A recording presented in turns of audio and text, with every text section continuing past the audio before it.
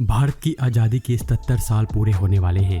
ऐसे में देशवासियों के लिए ये कल्पना कर पाना भी मुश्किल है कि 1947 का भारत कैसा था। तो चलिए आज हम इस सच से पर्दा उठाते हैं और जानते हैं कि उस वक्त भारत की दशा क्या थी। दोस्तों, अगर साक्षरता की बात करें तो आज़ादी के वक्त पूरे भारत में 20% से कम लोग पढ़े लिखे थे।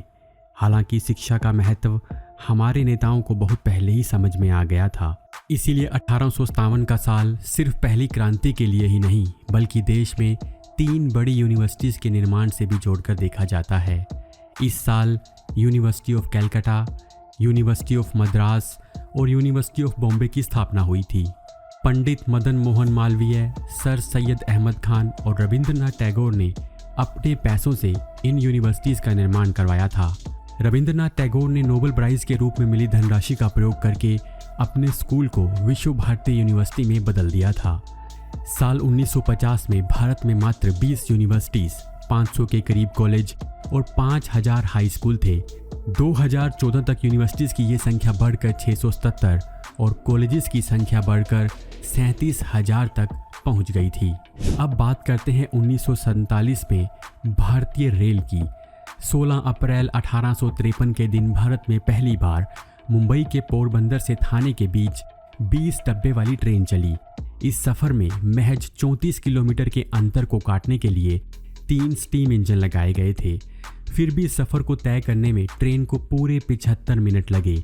धीरे धीरे तकनीकी सुधार होते रहे और जब अंग्रेज भारत छोड़कर गए तब पाकिस्तान और बांग्लादेश को मिलाकर पूरे देश की रेलवे लाइन 65,185 किलोमीटर लंबी थी। देश की पूरी रेलवे व्यवस्था देसी रजवाड़ों और प्राइवेट कंपनियों के हाथों में थी, जिसे आज़ादी के तुरंत बाद भारतीय सरकार ने अपने कंट्रोल में लेना शुरू कर दिया। जब देश आज़ाद हुआ तो भारत में 42 अलग अलग कंपनियों के हाथों में रेलवे की कमान थी। इन सबको बाद में मिलाकर इंडियन रेलवे बना दिया गया। अगर किराए की बात करें तो ये पाई से लेकर कुछ आने तक ही होता था। 1947 में मुंबई में कुल 204 ट्रेनें दौड़ती थी। मुंबई शहर की आबादी उस वक्त 16 लाख हुआ करती थी और मुंबई की सीमा सिर्फ अंधेरी तक थी। अंधेरी के बाद का इलाका जोगेश्वरी आउट ऑफ मुंबई में गिना जाता था। 1947 में गाड़ियों का इतिहास। दोस्तों, साल 1947 में भारत में हिंदुस्तान मोटर्स और महिंद्रा एंड महिंद्रा जैसी गाड़ियों का जमाना आ चुका था। अगर बात करें पब्लिक ट्रांसपोर्ट की तो ओपन डबल डेकर और सिंगल डबल डेकर बसें भारत की सड़कों पर दौड़ने लगी थी। किराया भी कुछ 4 आने के आसपास होता था और पेट्रोल के दाम तो 41 पैसे प्रति लीटर थे।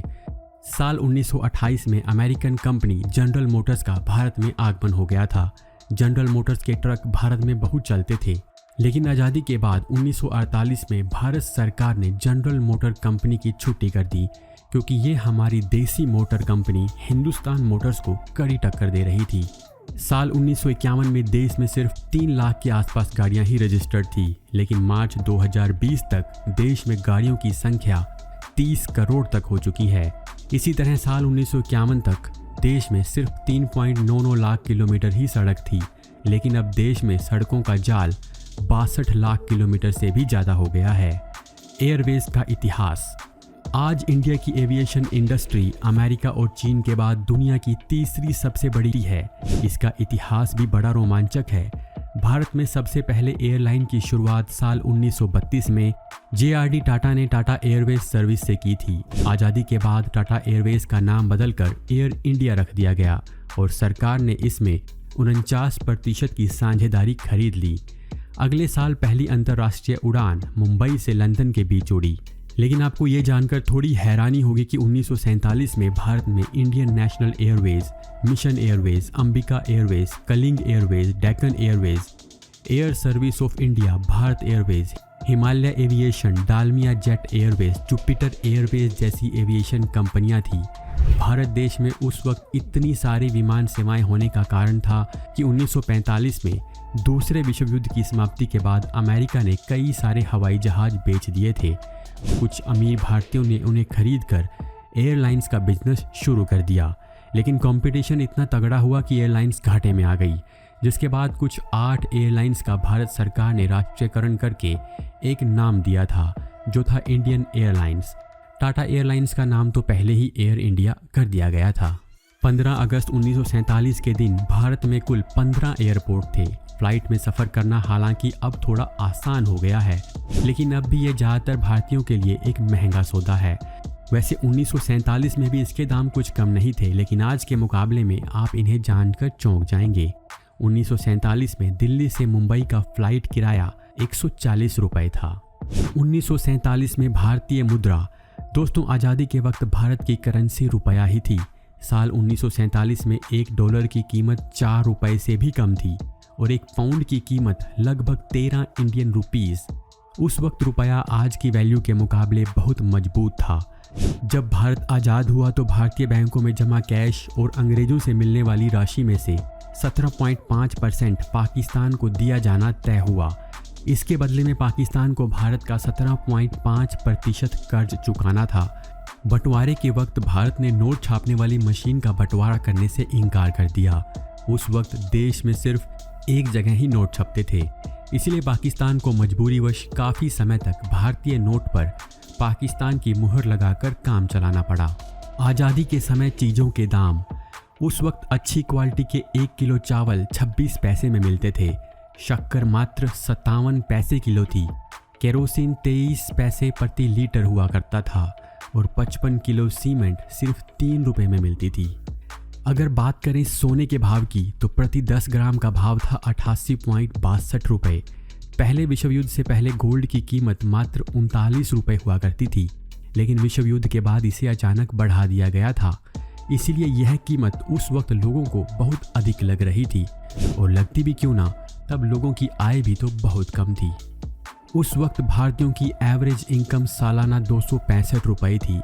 इतनी कम इनकम होने के कारण ज़्यादातर लोग महंगाई कम होने के बावजूद भी उस तरह की ज़िंदगी नहीं जी पा रहे थे जैसी हम आज इतनी महंगाई के दौर में भी जी रहे हैं।